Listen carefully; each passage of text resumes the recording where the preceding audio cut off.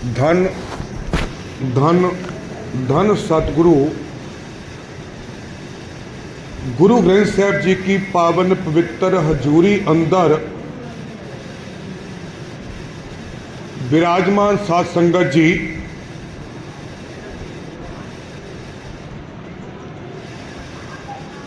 माता जी जो के संसारिक यात्रा संपूर्ण करने के पश्चात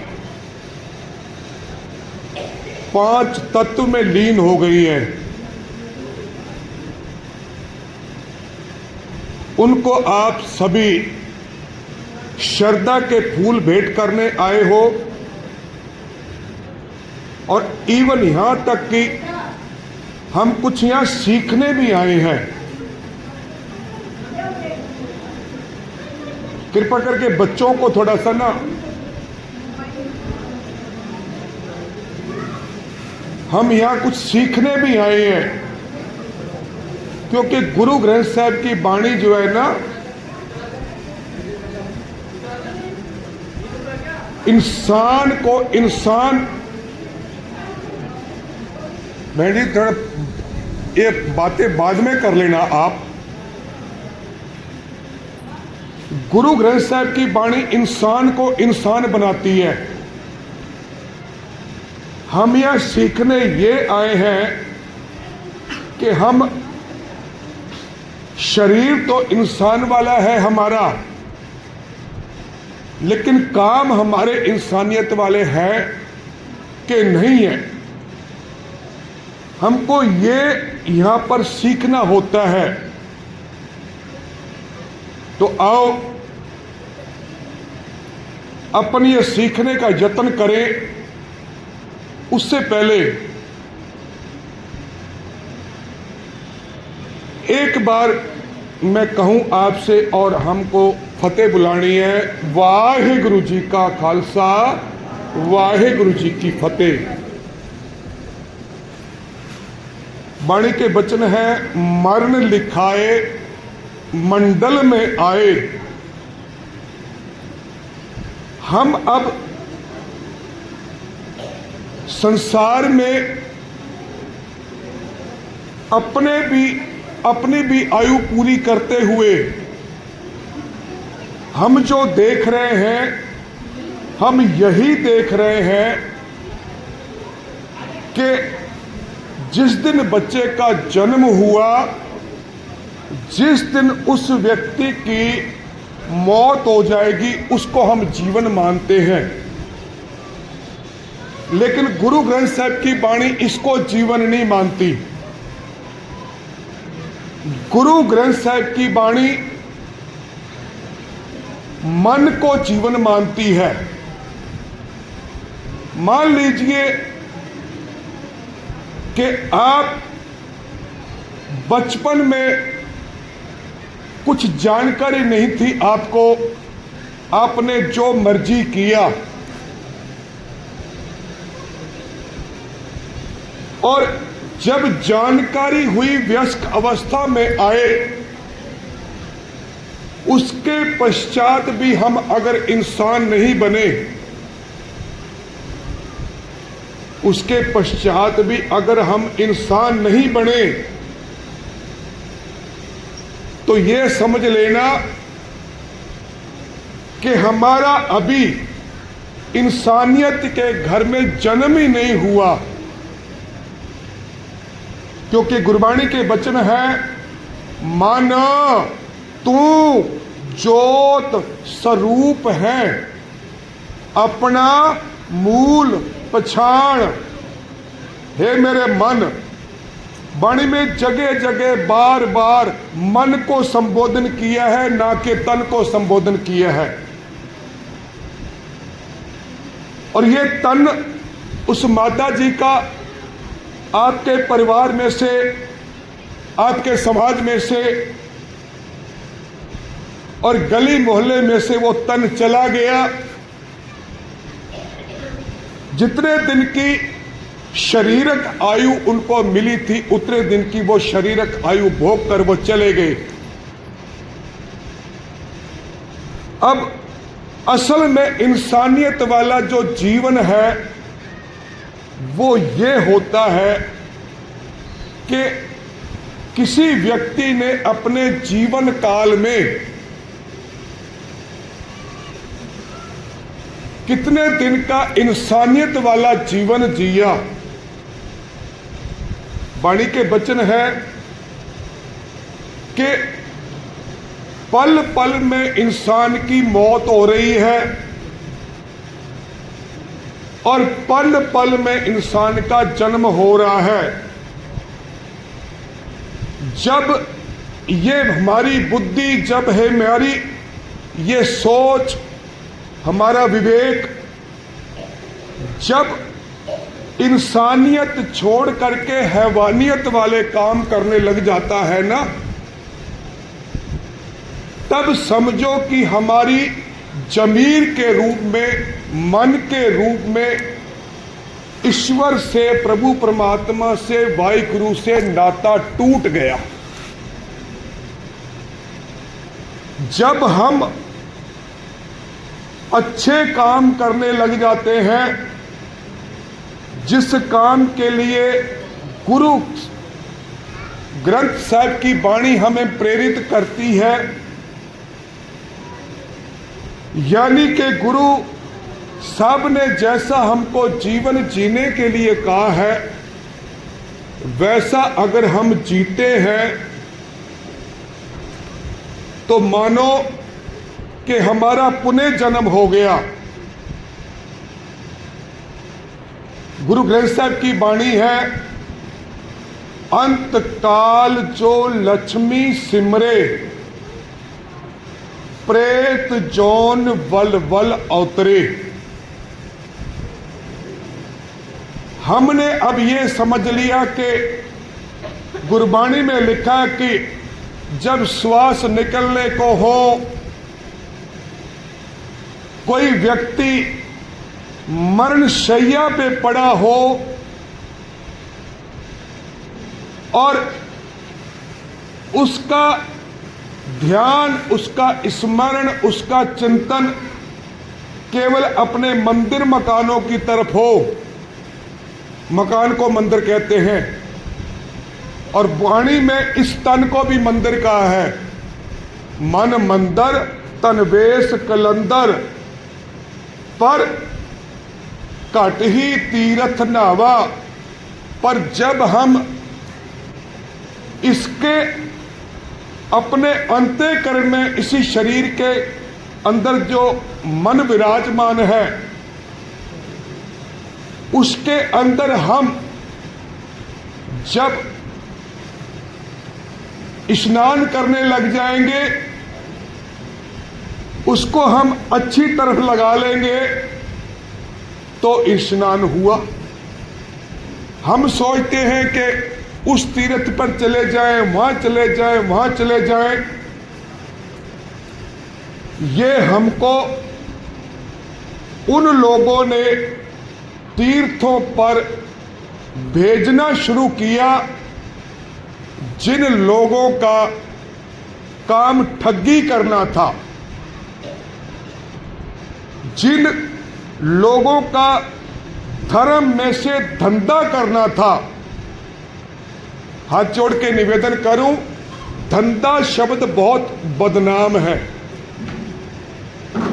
रोजगार, व्यापार बदनाम शब्द नहीं है। आप धंधे शब्द को डीपली, गहराई से विचारेंगे तो पता लगेगा कि धंधा शब्द जो है ना, वो बदनाम शब्द है। क्योंकि जब किसी व्यक्ति की बुरे काम करने की प्रवृत्ति बन जाती है, हम उसको अच्छी तरह डीप देखते हैं, समझते हैं, हमको पता है वो उसका आचरण ऐसा है। तो हमसे कोई व्यक्ति कहे कि फला फला व्यक्ति ने ऐसा गलत काम कर दिया, तो हमारे मुंह से क्या निकलेगा, उसका तो धंधा ही ऐसा है। तो इसका मतलब यह हुआ कि धंधा शब्द बदनाम शब्द है। अब देखो, मुझे एक कहानी आपको बतानी पड़ेगी। इसमें एक किसी शहर में से या किसी गांव में से या किसी मोहल्ले में से कुछ लोगों ने एकत्रित होकर के ये सोचा कि हमें किसी धार्मिक यात्रा पर जाना चाहिए। अब एक व्यक्ति और वहां खड़ा था जब वो प्लानिंग चल रही थी, और वो व्यक्ति बोला कि आप धार्मिक यात्रा पर जा रहे हो तो मुझे भी ले चलो, जितना खर्चा मेरे हिस्से में आएगा वो मैं दे दूंगा। सभी विचार करने वाले व्यक्तियों ने कह दिया कि हम तेरे आचरण से वाकिफ हैं, हम तेरी कथनी और करनी से वाकिफ हैं, हम तेरे को साथ नहीं लेके जा सकते। तो वो बोला, जितने दिन मैं आपके साथ यात्रा में रहूंगा उतने दिन मैं चोरी नहीं करूंगा। अब उसने अपना जो बनता उसका हिस्सा था वो दे दिया। अब 5-7 दिन बाद यात्रा शुरू होगी। अभी 2 ही दिन यात्रा को शुरू हुए थे, और अब क्या हुआ कि किसी की घड़ी गुम जाए, अब घंटे बाद मिल जाए, 2 घंटे बाद मिल जाए, किसी की कमीज गुम हो जाए, घंटे 2 घंटे बाद मिल जाए, किसी का पजामा गुम हो जाए, घंटे 2 घंटे बाद मिल जाए, किसी की कोई वस्तु गुम हो रही है, किसी का पर्स गुम हो रहा है, लेकिन मिल जाता है। अब सभी परेशान हो गए, वस्तुएं गुम होती हैं, मिल जाती हैं। तो सभी ने एक बैठ करके एकत्रित होकर के और पूछने लगे भी ऐसा कौन करता है। तो उससे पूछा गया जिससे कहा गया था भी तेरा आचरण ठीक नहीं, तेरा किरदार ठीक नहीं, इसलिए हम तुझे साथ नहीं लेके जा सकते। उससे कहा गया कि इस तरह का काम तुम करते हो। वो पता क्या कहता है, अब वहां उसने सच बोल दिया। वो कहता जी हाँ जी मैं करता हूं। तो बोले, सभी बोले कि आप ऐसा क्यों करते हो। तो वो उसका जवाब देखो आप। वो बोला कि देखो जी, ये यात्रा तो 7-8 दिन की है, लेकिन मेरी प्रैक्टिस का क्या होगा। तो मैं तो रिहर्सल करता हूं। चाहे कोई व्यक्ति अपने आप को कितना भी अच्छा कह दे, लेकिन जब उसका मौका बनता है ना, आज अमेरिका वाले, कनाडा वाले, इंग्लैंड वाले कहते हैं ना, हमारे यहां बहुत अच्छी ईमानदारी है। भाई ईमानदारी नहीं है तुम्हारे यहां भी, यहां कानून सख्त है, हमारे यहां कानून सख्त नहीं है। इसलिए हमारे यहां जितने भी कुकर्म हो रहे हैं। इवन यहां तक कि आप देख रहे हो पिछले दिनों से जो सरकार में बैठे व्यक्ति हैं, उनके ऊपर इतने बड़े गंभीर आरोप लगे हैं, लेकिन उसके बाद भी क्या होता है आपको भी पता है, मुझे भी पता, मुझे बताने की आवश्यकता नहीं है। तो क्या है कि जब तक व्यक्ति अच्छे काम नहीं करता तो इस बुरे कामों को ही गुरु साहब ने गुरु ग्रंथ साहब की वाणी में अंत समय कहा है, ना कि इस तन में से पवन निकल जाने को, ना कि इस तन में से श्वास निकल जाने को अंतिम समय कहा है। अंत काल जो लक्ष्मी सिमरे, प्रेत जौन बल बल उतरे।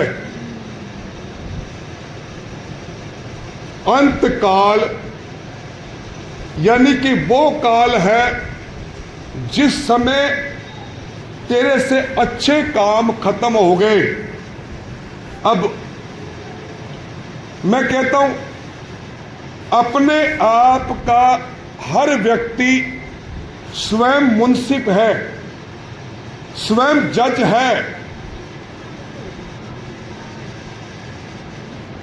देखो, हमें खुद पता है कि इस काम में मेरा तो लाभ हुआ और दूसरे व्यक्ति को हानि पहुंची है।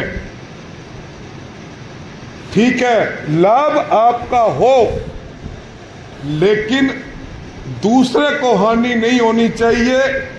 तब तो वो धर्म की कमाई है, धर्म का काम है। इसी को गुरु नानक साहब ने किरत कहा, किरत भी नहीं सुकिरत कहा। और गुरु नानक साहब ने दुनिया के अंदर जो चारों प्रकार की रोजी रोटी कमाने का साधन है, वो चारों प्रकार की रोजी रोटी कमा करके दिखलाई। और देखो, अभी मैं यहां बैठ करके कहूं कि देखो जी साध संगत जी, सुबह 2:30-3 बजे उठ जाता हूं मैं, और स्नान पानी करने के बाद 2.5 घंटे में मेडिटेशन करता हूं, 2.5 घंटे में स्मरण करता हूं उस प्रभु परमात्मा का। बाहर निकलते ही आप सभी लोग हाथ जोड़ जोड़ के खड़े हो जाओगे। जो लोग ऐसा कहते हैं सभी झूठे हैं, पाखंडी हैं। असली मेडिटेशन जो है ना, वो मैं आपको बताना चाहता हूं। गुरु नानक साहब जी का समय है। गुरु नानक साहब जी के समय पर भाई लैणा जी, जिनका अभी नाम है, वो गुरु नानक साहब जी के ना तो उन्होंने बाई फेस दर्शन किए हैं और ना ही वो गुरु नानक साहब को मिले हैं। अब वो अपने गांव के अंदर रहते थे, जहां वो उनकी बुआ का गांव था, बुआ का घर था। उसमें एक छोटी सी दुकान करते हैं, हट्टी। मेरे ख्याल सारे आप हट्टी शब्द समझते हो। माता जी सिर हिला रही हैं, इनको पता है हट्टी शब्द, और पुराना शब्द हमारा हट्टी है ना। बीच में एक निवेदन और कर दूं मैं, मुझे हिंदी इसलिए बोलना पड़ रहा है क्योंकि आप लोगों ने अपनी मां बोली, माता जी सिर हिला रही हैं, अपनी मां बोली छोड़ दी। तो जो अपनी मातृ भाषा छोड़ देते हैं ना, उसके लिए गुरु नानक साहब ने पता क्या कहा। गुरु नानक साहब कहती हैं, खत्तरियां ता धर्म छोड़िया। अपनी मां बोली छोड़ दी, मतलब धर्म छोड़ दिया। खत्तरियां ता धर्म छोड़िया, मलेच्छ भाखिया गही। शिष्ट सब एक वर्ण हुई, धर्म की गत रही। तुम कहते हो हम यहां आकर मत्था टेकते हैं, बैठते हैं, हम धर्मी हैं।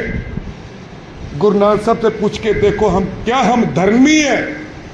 जिस दिन हमने मातृभाषा छोड़ दी, हमारे बुजुर्गों की भाषा छोड़ दी, उसी दिन हम धर्म को त्याग दिया। हमने उसी दिन, पिछली साल यहां गुरुद्वारा साहब के अंदर दीवार पे एक बैनर लगा हुआ था।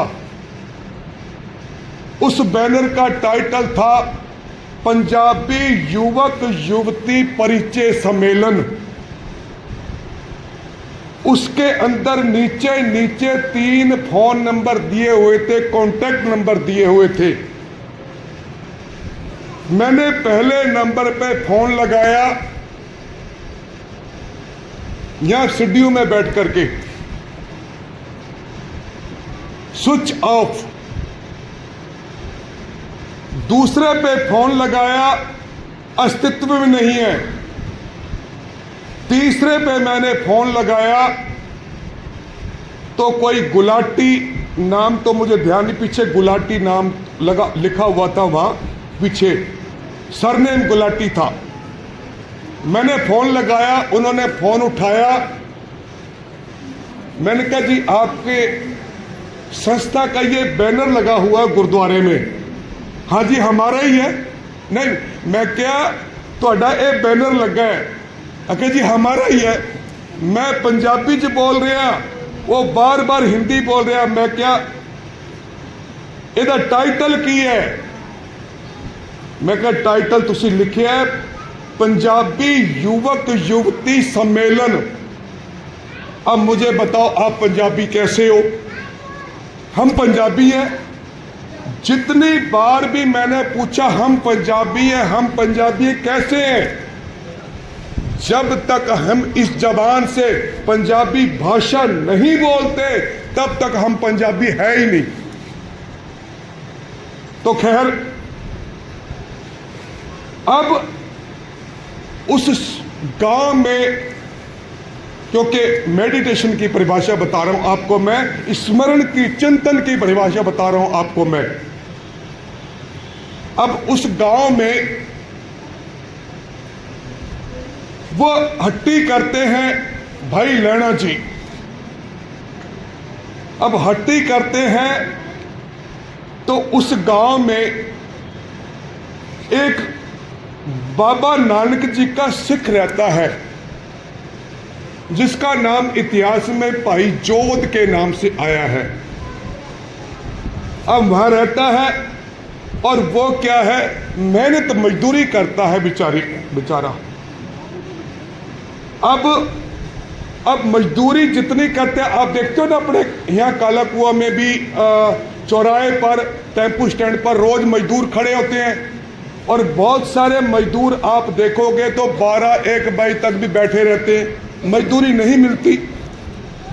और वो भाई जोत भी इस तरह से रोजाना मजदूरी करता है, जितने पैसे कमा के लाता है, शाम को भाई लैणा जी की हट्टी के ऊपर जाता है और वो आटा लेके आता है। आटा उसको उतना ही मिलता है जितना कि 2 वक्त का उसका भोजन होता है। अब 2 दिन लगातार वो आटा लेने नहीं आया, क्योंकि अब देखो, अब जो व्यक्ति किसी दुकान पर, किसी हट्टी पर रोज आ रहा है, रोज कोई वस्तु लेके जा रहा है, भाई फेस तो पहचान हो ही जाती है ना। तो अब तीसरे दिन शाम को जब वो आया, भाई लैणा जी ने पूछा, भाई जी आप 2 दिन आटा लेने नहीं आए, आज आप तीसरे दिन आटा लेने आए हो? तो वो उसका जवाब था, भाई जी 2 दिन मजदूरी नहीं लगी, आज मजदूरी लगी है तो मैं आज आटा लेने आ गया हूं। देखो, हमारे बुजुर्गों ने बहुत मेहनत की है। आज हमारे पास सब कुछ है, सारे साधन हैं, पर हमारा जीवन कैसा है, मैं कहता हूं बड़ा तरस योग है। अब भाई लैणा जी को ना तरस आ गया, दया आ गई, अंदर से धर्म जाग गया। अब भाई लैणा जी ने ना आटा तोलने के पश्चात है ना, थोड़ा सा एक और उसमें आटा डाल दिया। अब भाई जोध का जवाब था, देखो ये है स्मरण, ये है चिंतन, ये है मेडिटेशन। मेरे जैसे कपड़े पहन करके लोग झूठ बोलते हैं, मैं इतने घंटे मेडिटेशन करता हूँ, मैं इतने घंटे स्मरण करता हूँ, मैं इतने घंटे सिमरन करता हूँ और बड़ी कृपा होती है उस परमात्मा की, वो सारे मैं कहता हूँ झूठ बोलते हैं। क्योंकि गुरु ग्रंथ साहब की वाणी जब हम डीपली पढ़ेंगे, विचारेंगे, तो इसमें से पता लगता है कि वो सारे लोग झूठे हैं। अब वो भाई जोत जी का जवाब सुनो आप। भाई लैना जी ने कहा ने मुझे पता लगा कि आपने 2 दिन खाना नहीं खाया, इसलिए मैं इतना आटा आपको फालतू दे रहा हूं, आज और कल आप थोड़ा पेट भर के खा लोगे। तो अब उसका जवाब देखो भाई जोत जी का। वो बोला, देखो आपको मेरे ऊपर दया करने की आवश्यकता नहीं है, मेरा जितना हक है, जितने मैंने आपको पैसे दिए हैं, जो मेरा बनता हक है वो दो आप मुझे। क्योंकि मेरे बाबे नानक ने मुझे कहा है, हक पराया नानका उस सुअर उस गाय, गुरु पी रहा माता पर जा मुर्दार ना खाए। अब उसको इतनी हैरानी हुई भाई लैना जी को, इतना गरीब और एक मुट्ठी फालतू आटा नहीं लेना चाहता, इसका कितना अच्छा किरदार है। वो गया, घर का पता था, अब अपनी दुकान को बंद किया, बंद करके उसके पीछे पीछे हो लिया। अब उसके घर के बाहर झोंपड़ी के बाहर बैठ गया, रात का अंधेरा है। अब उसकी पत्नी ने रोटियां बनाई, अब बनाने के बाद बच्चों को खिलाया। पहले बच्चों को खिलाने के बाद 3 रोटी, मात्र 3 रोटी बची। कितनी बची? 3 रोटी। अब उसकी पत्नी बोली, पति देव आपको बाहर काम करना है, आपको मेहनत करके कमा के लाना है, आप 2 रोटी खा लो, मैं 1 रोटी खा लेती हूं। यह है मेडिटेशन, यह है स्मरण, यह है चिंतन। और हम जो आंखें बंद कर, बाबा नानक जी ने तो कहा संसार के लोगों आंखें खोलो। हरिद्वार जाकर भी लोगों की आंखें खुलवाई। वह पूर्व को पानी दे रहे थे, बाबा नानक जी ने वो कुछ करके दिखाया, पश्चिम को पानी देने लगे। अब बाबा नानक जी को वो लोग बोले, हमको लगता है कोई पगला आदमी है। आकर के पूछा तो बताया कि आप पगला गए हो क्या? तो बोला कि मैं क्यों पगला गया हूं, तुम क्या कर रहे हो? बाबा नानक को जवाब देखो, तुम क्या कर रहे हो? हम तो पितरों को पानी दे रहे हैं, हम पितरों को पानी दे रहे हैं। तो बाबा नानक जी बोले कि पितरों को कैसे पानी पहुंचता है? हम सूरज को पानी देते हैं और सूरज डिस्ट्रीब्यूटर है, सूरज पितरों को आगे पानी पहुंचा देता है। अरे भाई वो आग का गोला है, पहली बात तो वहां तुम्हारा पानी पहुंच नहीं रहा। आप दूरी देखो ना, कितनी दूरी है, दूरी देखो कितनी है।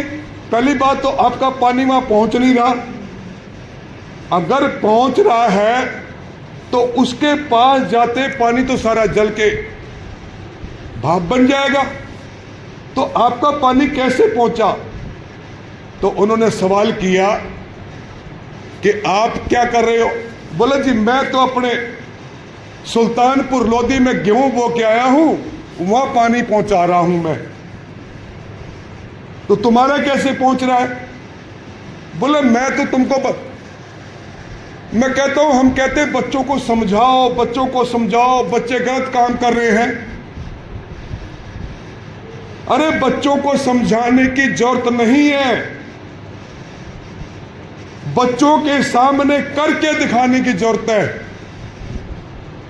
आप जैसा बच्चों के सामने करोगे वही कुछ बच्चे देखेंगे और बच्चों के अंदर भी वैसी प्रवृत्ति पैदा होगी। यह है इंसानियत। भाई लैला जी के अंदर उस भाई जोध को देख करके, उसके परिवार को देख करके बाबा नानक का सिख ऐसा है तो बाबा नानक कैसा होगा। अब साखी करीब करीब आपको पता होगा कुछ लोगों को कि भाई लैला जी हर साल नैना देवी की यात्रा पर जाते थे अपने साथियों को लेकर के। अब जब जा रहे थे तो रास्ते में जहाँ गुरु नानक साहब जी इस समय खेती कर रहे थे, 18 साल उन्होंने हल चलाया, वहाँ पर वो विराजमान थे। तो भाई जोध ने बता दिया था कि करतारपुर में रहते हैं बाबा नानक जी। जब वो जा रहे थे तो रास्ते में करतारपुर पड़ता था। अब करतारपुर के पास जब पहुंचे तो अपने साथियों से भाई लैला जी ने बोल दिया कि तुम यहां रात को विश्राम करो और मैं बाबा नानक जी को मिलके आता हूं। अब जब वहां गए, वहां का बाबा नानक जी के वहां दरबार में जब वहां का सभी सिखों का, सभी लोगों का आचरण देखा, सभी लोगों की करनी देखी, सभी लोगों का व्यवहार देखा, बस बात है व्यवहार की। और देखो आज हमारे समाज के अंदर फूट डाली जा रही है। रोज हिंदू मुसलमान मक्का की धरती पर, वहां के काजियों ने सवाल पूछा था बाबा नानक जी से, हिंदू वड्डा के मुसलमानोई। तो बाबा नानक जी ने कोई गोलमोल जवाब नहीं दिया था। बाबा नानक ने कहा था शुभ अमला बाजों दोनों रोई। शुभ अमल इस बुद्धि के अंदर नहीं है तो हम ख्वार हो रहे हैं। मुसलमान कह रहा है मैं बड़ा हूं, हिंदू कह रहा है मैं बड़ा हूं। भाई बाबा नानक जी कहते हैं तुम दोनों ही बड़े हो पर बराबर हो जाओ।